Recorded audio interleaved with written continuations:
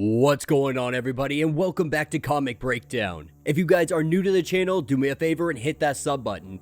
Hit that notification bell, make sure you're not missing any of the awesome content we have coming out. Now, with this video, we're going to be continuing on with our DC Comics annuals, picking up with Robin 2021 annual. Now, this will be taking place before issue number 6 of Robin. So if you haven't been keeping up on this line, go ahead, check out the link in my description, as well as the top of this video. It will get you completely caught up on everything going on with Damian Wayne in the Infinite Frontier era. And for a quick recap, what we have seen is Damian Wayne making his way to Lazarus Island for a tournament. Kind of a Enter the Fist Mortal Kombat style tournament. And whoever wins this tournament, they are promised immortality. Little do they know, Mother Soul has some tricks up her sleeve. And so with that being said, let's dive into this breakdown. Alright gang, so as we dive into the Robin 2021 annual, we are picking up with Mother Soul's minions making their way back to Lazarus Island. With Robin hopping on board being a stowaway, they went off island to gather the Book of Lazarus. Now they need this book so they can summon up the demon.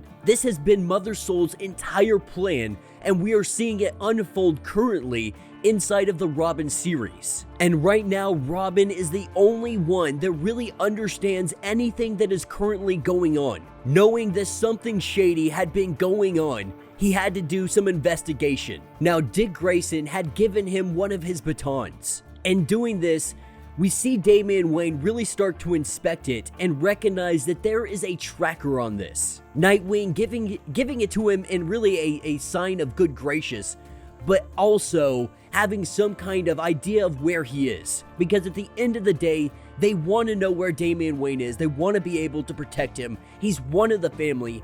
Heck, they all came here trying to rescue him, and he was able to convince them that he doesn't want to stick around, that he needs to stay here and do exactly what he needs to do. But having this tracker, he can reverse engineer this and really get access to everything that Batman has on everyone on this island, or at least to all of the fighters that are currently on the island. And so with some quick work, we see him tap into the AI system at the Batcave.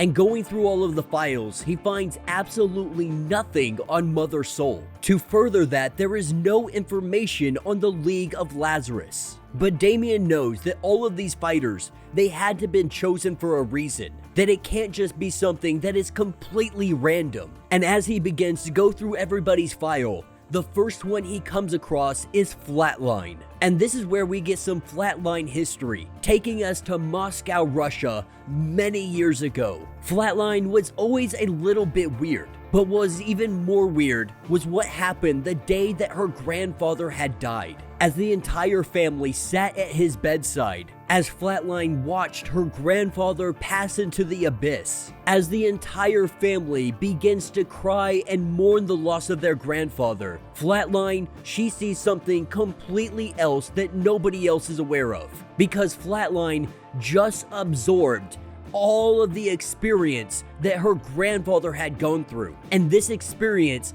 it was vast. Their grandfather, he was a killer, he was a murderer, he was a fighter. And of course, this makes her ask, what the heck is going on? Did you guys know that grandfather was a serial killer? Now, of course, her father wants to hear nothing of this, saying that he was a great man who always provided for his family. But Flatline, she knew that there was something up. There was something more to this. And so at their home, she goes digging through all of his stuff until she can find a box that he had been holding on to his entire life. And this box was the evidence she needed to prove that he was something more.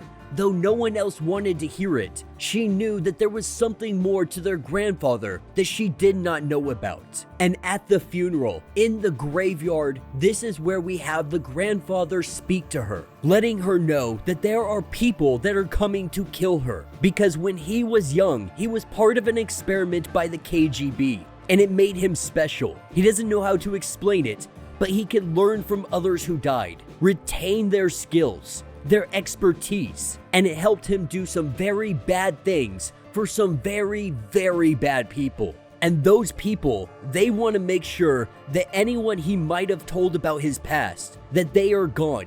And that means her and the entire family. And he also divulges that her father, he always seemed a little bit wimpy, a little bit weak, a little bit soft. He never inherited the power. He never inherited this ability. And so he thought the power might not have passed on when he died. But what really happened is it skipped a generation. And this is where we see at the funeral, a priest in a cloak. He opens it up to reveal 2 freaking machine guns. Getting ready to unload on the entire family, Flatline jumps into action and she snaps this guy's neck without any problem. And with his death, she quickly learns how much this guy was infatuated with guns. And all of those expertise, they all become hers. Really, she's kind of like a Highlander. When she kills her enemy, she absorbs all of their power. And as she makes quick work of the rest of the goons that are here, with them bloody on the ground, with her winning this day, her family looks to her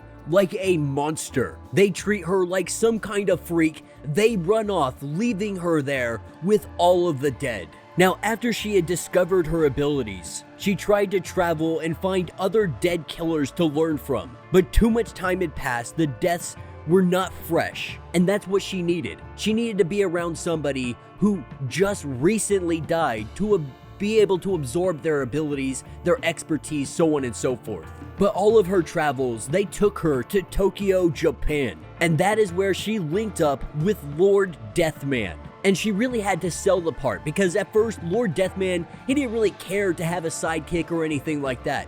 But she convinced him that even Batman has a sidekick, so why not you? Everything that you have done. You even turned yourself immortal so that you could take on Batman. You literally became the master of death. And so with him being sold on this idea, he decides that he will train her. He's going to take her under the wing, and they are going to train her to be the best there ever was. And so with days turning into weeks, with weeks turning into many, many months, we see them train over and over again until Flatline has become one heck of a freaking assassin. She has become so good that the League of Lazarus has made their arrival to give her a token that will get her into the tournament for immortality. And in exchange for her going, Lord Deathman is going to get some more Lazarus resin that keeps him immortal. Now, she tries to get a little bit social as they make landfall. No one really wanting to talk to her, calling her a freak, so on and so forth.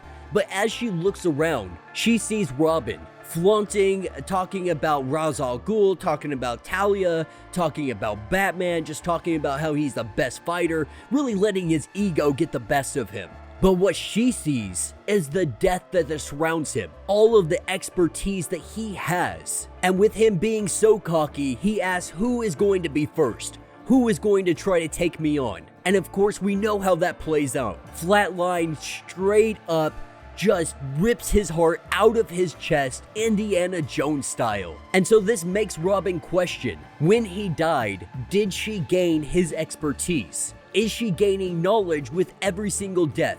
Or do those rules change because they are resurrected? And as he continues to go through the rest of the files, he sees that there is a file for every single fighter that is at this match. And we go through a couple of them. We see Black Swan, an award-winning dancer, trained since birth. She had lost control during a performance and killed everyone on stage. She has enhanced agility, dexterity, and grace, very short-tempered, and kicks that can kill, with a confirmed death count of 26. And then we have Double XL, being only 10 years old, extremely overconfident and very cocky. He fights for the reputation and the money. His abilities is unlimited wealth, titanium lace gloves, and with a confirmed kill of 14. And then there is the Drenched, with having an unknown background, abilities of electroshock, skin that can endure great pressure, and an unknown number of confirmed kills.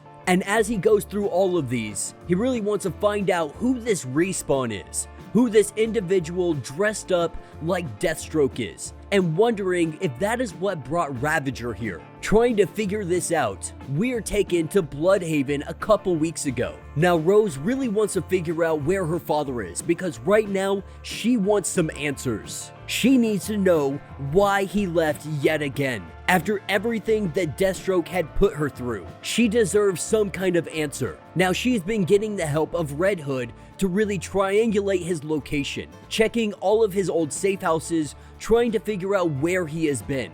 And as she goes into this one warehouse, she finds herself surrounded by ninjas. And as soon as they recognize as this is Slade Wilson's daughter, they all go in, saying death to Slade Wilson's children. And so we see her slice and dice every one of these ninjas, until every single one of them has collapsed to the ground. And with this victory, we see one of the League of Lazarus come up and give her a coin to the tournament. Now usually it's not something that she would even care about or something she would follow up on. Seeming a little cultish, not really understanding it, even her father believed these guys to be a myth.